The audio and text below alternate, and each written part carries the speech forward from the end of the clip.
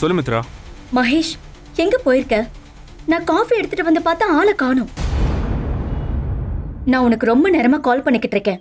காலையே பிக் பண்ண மாட்டேங்கிற. ஃபோன் கார்ல இருந்துச்சு. சொல்லு மித்ரா, எனிதிங் அர்ஜென்ட்? நீ தான் சொல்லணும் மகேஷ். இவ்வளவு காலையிலே கிளம்பி போற அளவுக்கு அப்படி என்ன முக்கியமான விஷயம்? இப்ப நீ எங்க போயிருக்க? எங்க இருக்க?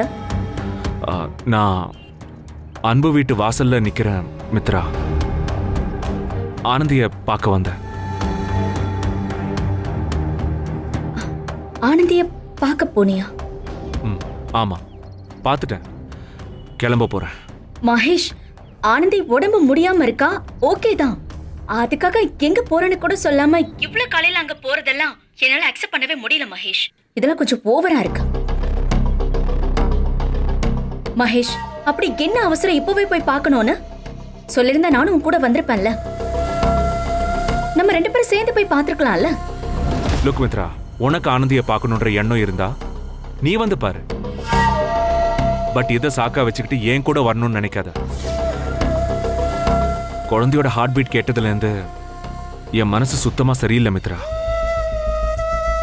சரியில்லைன்னா வருத்தமாலாம் இல்ல, ஏதோ அந்த குழந்தை என் கூட பேசுற மாதிரியே ஃபீல் ஆகுது.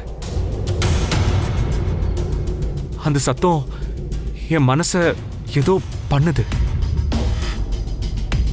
நானும் அதுல இருந்து வெளியே வர எவ்வளவோ ட்ரை பண்றேன், முடியல. அதனாலதான் ஆனந்திய பார்க்கறதுக்கு நேர்ல வந்தேன். இப்போ எனக்கு என்ன தோணுது தெரியுமா? என்ன தோணுது? ஆனந்தியை என் பக்கத்துல என் கூடவே வச்சு பார்த்துக்கணும்னு தோணுது.